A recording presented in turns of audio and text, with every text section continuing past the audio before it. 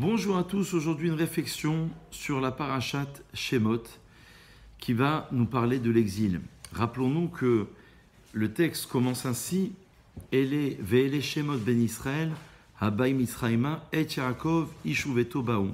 Voici les noms des enfants d'Israël qui sont arrivés en Égypte. Jacob arriva avec sa famille. Au total, 70 personnes. Dans la paracha de Shemot, on va malheureusement assister à l'esclavage des Hébreux en terre égyptienne. Moshe va grandir, Moïse va grandir et il va être choisi par Dieu. Il va avoir la fameuse révélation du buisson ardent et il va recevoir comme mission d'aller sauver le peuple. Alors, quelle est l'idée sous-jacente? Pourquoi ce deuxième livre de la Torah porte-t-il le nom de Shemot? Shemot signifie les noms. Le Maharal de Prague explique que lorsqu'on part en exil, malheureusement, on pourrait oublier son nom. On dirait son prénom en français. À l'époque talmudique, il n'y avait pas de nom de famille. C'est seulement bien après que les noms de famille sont arrivés. Il y avait seulement les prénoms. Et donner un prénom à une personne, c'est quelque part lui donner son ADN spirituel. Ça veut dire son identité. Elle s'appelle Rachel, elle s'appelle Hana, ou il s'appelle Avraham ou Yitzhak. Le nom, le prénom français correspond à son identité, à son ADN spirituel. Rabbi Meir, dans la Gemara, il est écrit Daïk Bishma, connaissait exactement, à travers le prénom d'une personne, exactement son origine et son objectif, ce qu'il devait faire dans le monde présent. Le Maharal de Prague explique donc que nous sommes partis en Égypte, il y a un risque à ce qu'on oublie le nom, ça veut dire notre identité.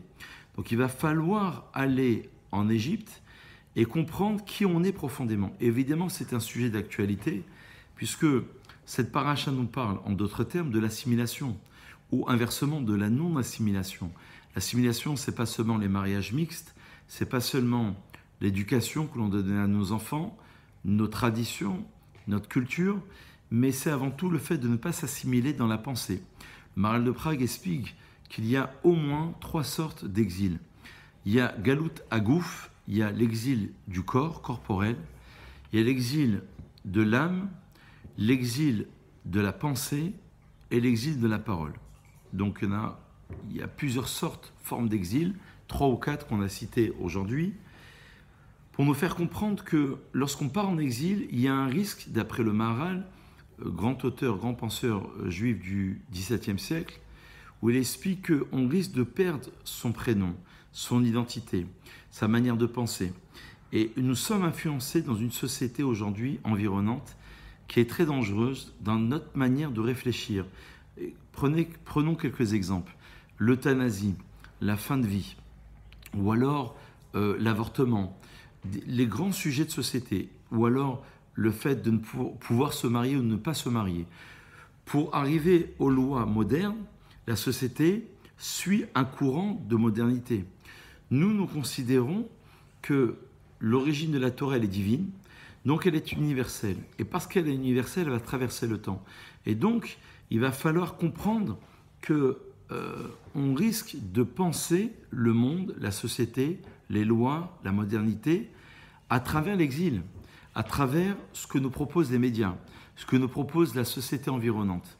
Et donc, la première indication, dit le Maharal de Prague, c'est déjà de ne pas tomber dans cette erreur, de ne pas tomber dans l'erreur de l'exil profondément. Il dit qu'il y a un rapprochement entre Galout et Géoula. La seule différence, la Géoula, c'est la délivrance, et Galout, c'est l'exil. La seule nuance entre les deux, c'est le Aleph, c'est-à-dire retrouver l'unité dans la Galout, dans l'exil, dans la diaspora, pour enfin arriver à la Géoula, vous voyez, c'est-à-dire la délivrance. C'est ça Shemot, c'est retrouver justement le nom divin qui est en nous. Un grand maître, dans Souka, la page 52, il s'appelait Hillel, il disait « Imanikan akolkan » si je suis ici, tout le monde est ici. Et on disait de Hillel qu'il était extrêmement humble. Alors comment pouvait-il exprimer une idée aussi forte? Alors, le Maharal de Prague explique que Imanikan, ça veut dire si la présence de Dieu révélée par moi est ici, ça veut dire que tout le monde pourra être révélé à travers ma personne. c'est un signe d'humilité, c'est pas un signe d'orgueil du tout. Parce que Imanikan, ça veut dire si je suis ici, c'est-à-dire le jeu, c'est pas le jeu personnel dans le sens de l'ego, c'est le jeu qui doit révéler le Ani de Hachem. Rappelez-vous que le prophète a dit dans Yecheskel, il a dit Vani Betor Hagola, au nom de Dieu. Et moi, je suis aussi en exil. Et la Gemara d'expliquer cette prophétie, si Israël est en exil, c'est une partie de Dieu qui est aussi en exil.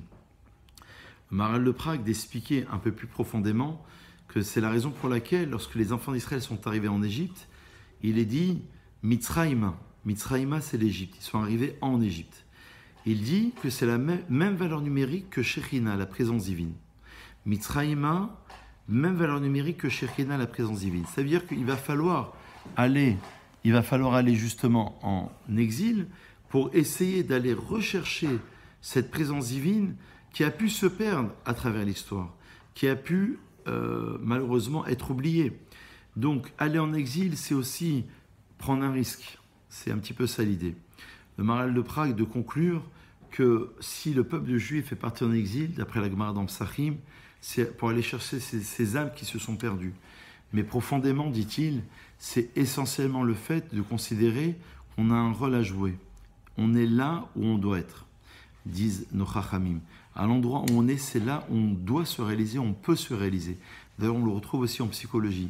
Et donc, si Dieu nous amène dans cet exil, d'après le Maharal de Prague, c'est une réflexion sur l'adversité. C'est à partir de l'adversité, c'est-à-dire du monde environnant, de la société, de la modernité, que justement le juif est éprouvé, que justement le juif ne doit pas tomber dans les méandres de l'histoire et surtout dans une certaine forme d'assimilation.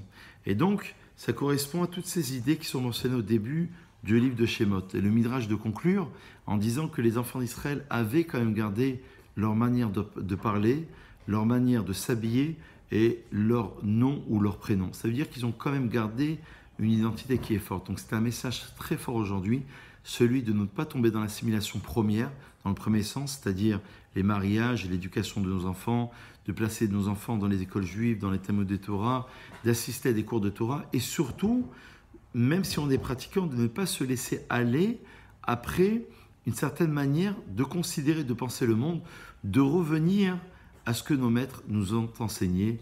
Bonne réflexion à vous tous, à très vite.